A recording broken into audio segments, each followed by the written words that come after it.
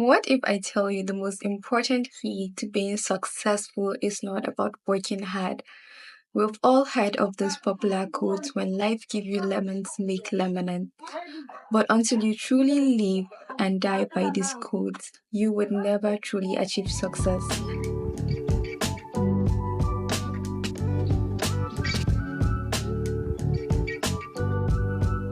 Hello loves, welcome back to the channel Sip and Talk with Ayush. If you are new here, hi there, my name is Ayush Elhat and I talk about all things self-development and how to be the best version of yourself. Before we dive into this video, make sure to check out all the links in the description box where you can find the link to my newsletters, where I give you weekly updates and everything that happens in my life, where I can update you guys on routines and habits I adopt in real time in order to become a successful person. And you can also check out my Instagram and TikTok to connect. The links are all in the description box. When I decided to start my journey of becoming a successful person, I stumbled in the idea of mindful living, and to be honest, it has changed my life. It made my success come 10 times faster than going the traditional route. As humans, we are used to living mindlessly, rushing through our routines. Do we even really have routines? Most of us just wake up in the morning, take our bath, and go on with our daily life. During this rush, we might tend to get overwhelmed. As humans, we are taught to live mindlessly. Nobody comes to teach you on how to live mindfully. We go through our routines mindlessly without being present in our life. This lack of presence in our life can disconnect us with what our goals are, and we can forget. The habit of disconnecting from our presence can block the growth and success in our life because it keeps us from aligning to what truly matters. When you are not fully present, you miss opportunities, you drain your energy, and you cannot focus on things that actually brings you closer to your goal. When you start living mindfully, you are more intentional with how you spend your time, who you spend your time, and what you spend your time doing. It's like pressing a reset button in your life. Now, let's talk about a routine. Having a routine is not about just being productive. Most of the times, people misunderstand having a routine with just being extra. If you can be extra and you arrange your life and have structure for your life, then why are you not being extra if that is what people around you think? When I started having my morning routines and my nighttime routines and my Sunday reset routines, a lot of people around me think I'm just living extra. I am trying to just overdo it. But what truly matters to me was that it helps me set tone for my day. It helps me organize my thoughts. It helps me know what I'm going to prioritize my energy today on and what not to waste my time on. It helps me organize my thought, and most importantly, it helps me have a me time. My morning routine consists of waking up, praying. One of my morning routine is actually sitting down to watch a vlog or even an episode of my favorite show. This is like relaxing myself, giving myself a reward, and giving myself me time before I get into the hustle and bustle of the day, because we all know how busy life can get. So having this waking up extra early to have this quiet moment of peace just for myself, it contributed drastically to my happiness. It helped me align my goals properly. This is Tam. Say hi. I didn't want to like lock her out, but she has been disturbing me. Tam, say hi. Say hi. Anyways, so as I was saying, having a routine have changed my life in a way that it helps me with decision fatigue. It helped me gain control towards my life, and most importantly, it helps me form habits that aligns with my goals. Now that you've understand why routine is important, let's give you examples of routine and how you can build them. The first example I'm going to be using here is morning routine. I just finished speaking about it, and honestly, even today that I am filming, I had a very lovely morning routine, which is why I think I'm filming like effortlessly, because I am not stressed. I had time to plan my video, I had time to set up, and I'm using an opportunity to finish early so I don't get burnt out. And morning routine helps me kind of got a structure to like what I want to do in my life. So you can start a morning routine by starting simple. I think, waking up early, pray, journaling, exercise. I don't do a full body workout. I do like highest 5 minutes workout, just cardio to get my heart beating. Drink water, affirmations, visualizations, journaling. Wow, I think I'm extra, but yeah, having a morning routine like that or like mine can be overwhelming. I had to build it over time. I started simple by like maybe waking up early, then going for a walk. I think walks are something that actually helped me shift my morning routine because those are some things I look forward to doing. So my advice to you is that if you want to build a morning routine, start with something that you are always looking forward to. Make sure you plan it a night before. I'm going to get into night routine because it's also important because it links directly into your morning routine. What I'm saying is that make sure you plan something that you are looking forward to. Let's say it's your show. Instead of staying up all night to like watch one episode, watch an episode of your favorite show. Plan it in the morning. That way you wake up excited, like to watch it. Waking up early doesn't have to be draining. And another misconception about morning routine is that it doesn't have to start by 4 a.m. When I set up my morning routine to make it a habit, I made sure that whatever time I wake up, I do that morning routine. Let's say I wake up around 10 a.m. I make sure to do my morning routine by then. Let's say I wake up around 9 a.m. I do my whatever time I wake up, I try to do my morning routine. But the more I do is on days where I wake up earlier, I enjoy my morning routine because imagine going for works when everyone is outside and like there's just so many people on the streets. So waking up early, like going for my walks very early when nobody is awake, those are things that truly made me feel happy, and those are what contributed me to like start actually waking up and putting more effort towards my routine. When I don't do my routine, and alhamdulillah, this is now a habit for me, I feel displaced. I feel all over the place. So you can start with a simple morning routine. Start with easy things that make you happy. Start with things that are effortlessly, let's say journaling. You can start with, let's say, even having tea early in the morning. Just start a ritual for yourself, just for you, not for anybody, not a work obligation, not your chores, like let's say you're living with your parents, not your chores. Just something. If you just wake up and do something for yourself, because throughout the day you might not even find any other time to do something for yourself. If you're a big reader like me, you can read also. Anything that helps you like set tone for your day. Please don't mind my cat in the background. Anyways, start with a simple morning routine. Now let's talk about night routine. Night routine is not as emphasized as morning routine. I don't know why, but I think it's one of the most important thing that shaped my life because whenever I don't sleep early and I don't have a proper morning routine, I'm sorry, whenever I don't have a proper night routine, it's badly affects my morning routine. Let's say I don't sleep early, I wake up cranky, and when I'm cranky, I don't want to do extra things like sipping tea or going for a walk. I'm just not in the mood.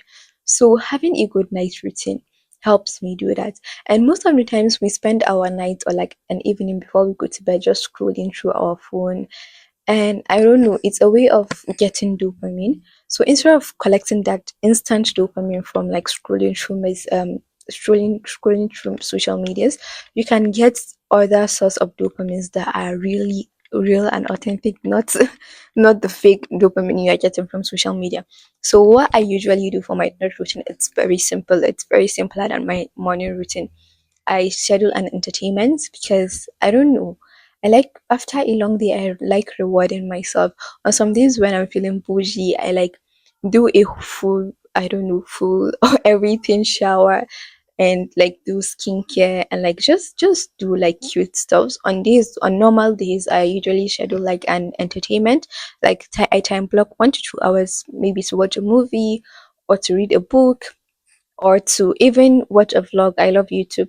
So those are things I try to do. Then after that, I try to like go through things that happened like during the day and see what happened like perfectly.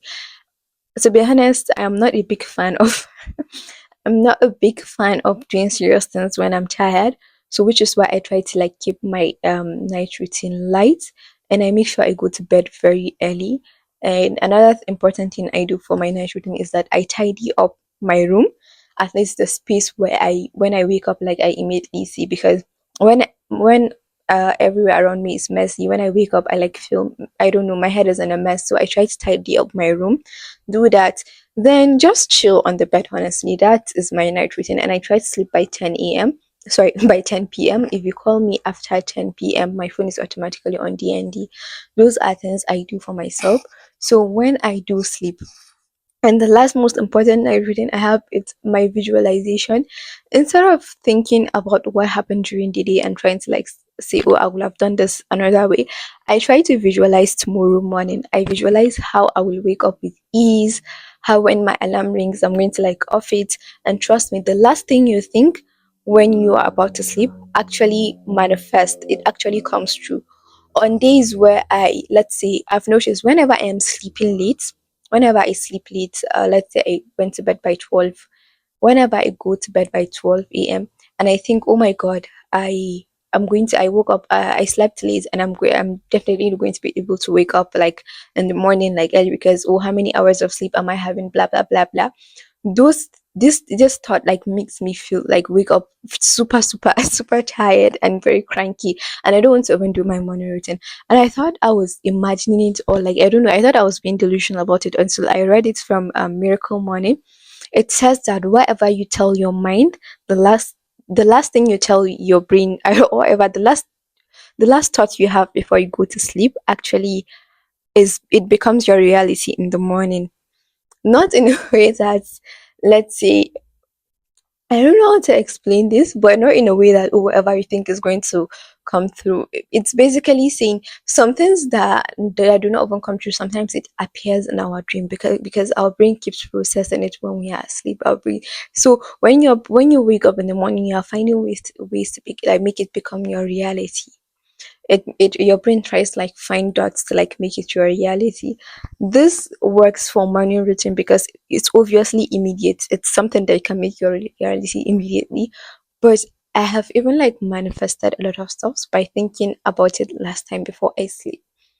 Anyways, this is a topic for another day. So I'm just saying my night routine is very, very simple. On days where I feel bougie, I do the whole nighttime routine with like step by step, all body showers, skincare, whatever. But on a normal day, I usually just randomly go about my nights. I just do make sure to like schedule an entertainment, then maybe read a book and sleep early. Yeah, that is it. Now that we've discussed about routines and we have understand mindful living, let's talk about how you can start practicing it. When I was talking about routines, those are not the only things that you can practice to get like mindful living. Mindful living, as I said, it's basically being present in the moment. And to be honest, it's not something that we can do with like we I don't know, it's not something that we can do all the time. We just have to like try to bring back, it's like meditation. When you are meditating, your mind can wander, but you try to bring it back to like your meditation state, right? So mindful living is like, let's say, going on a walk and noticing things like flowers, or finding joy in like having a cup of coffee or like tea, like being really present in a moment. Things that we might not even notice are things that might actually bring you great deal of joy in your life. Things like the smell of sand, like when it's raining, smell of new books. People that like these things are not crazy. They are really romanticizing their life by being present in the moment and enjoying every little moment like that, because those are the moments that truly matters in your life. Those are the things that are going to compound to greater joy. Waiting every single day for something big to happen before you are happy, it's quite not it. We have to find joy in our life, like little joys, like, I don't know, example of things is that I really like this cup, and whenever I look at it, it brings me a great deal of joy. And this is a hair clip my friend gave me, and I have never liked something like it, because it holds my like views so in place. Whenever I go out, I don't have to worry about veiling myself. It's so nice. So these are the little things that like make you happy. Okay, here's a step-by-step guide to actually get into mindful living and like, being bougie and all extra about your life, because it's only one life you have. Honestly, if you don't enjoy it, I don't think you have any other chance at enjoying another one. Step one: clean your environment. These are things that we might think are normal or like are day-to-day activities, and most of us like cleaning our environment. But clean it intentionally with the intention of I'm gifting myself the gift of clean space. You get what I'm trying to say? Clean it in a romanticizing way. Clean it as if you are waiting for your husband to come back from a trip to like just see a nice environment. Clean it as if your mom is, or like you're trying to surprise your loved one by like cleaning your room.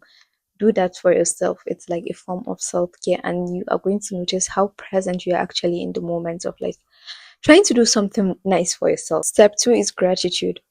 This is one of the most amazing things that happened to me in 2024. I know a lot of amazing things has been happening since I started talking in this video, but this actually, let me tell you like what happened at the end of 2024, and I looked at my goals and I saw that I didn't achieve most of them, and I was kind of feeling down. I have this page on my notes app called gratitude journaling. What I do is that every week I like name it. Okay, January week one, week two, week three.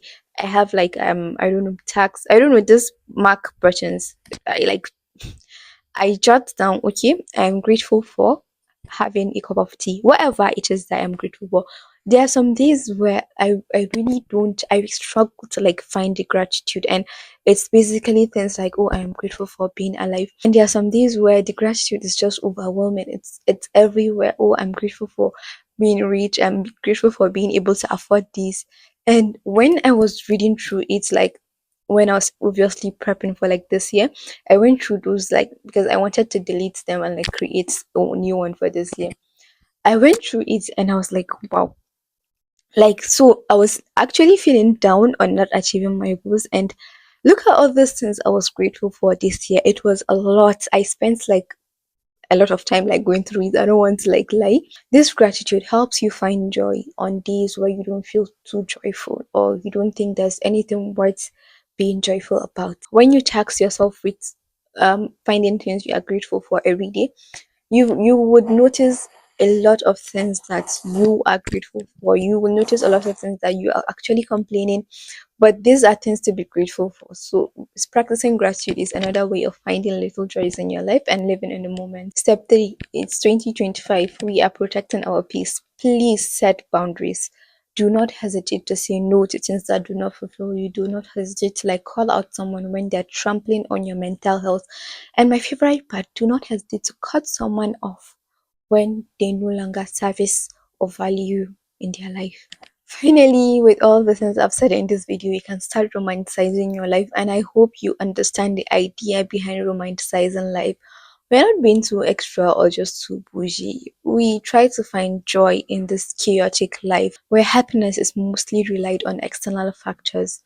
Being able to find this little joy, I think, is the greatest favor you'll be able to do to yourself or for yourself this year, because you would notice that instead of shifting your attention or waiting for others to make you happy or other things to make you happy, you are able to create your happiness. So even on days where it's so hard to be positive, you know you can find happiness in little things that matters. Maybe the coolness of water going down your throat after a heavy workout session, or let's say the smell of coffee when you have just woken up, or the smell of fresh book when you want to start reading a new chapter of a book.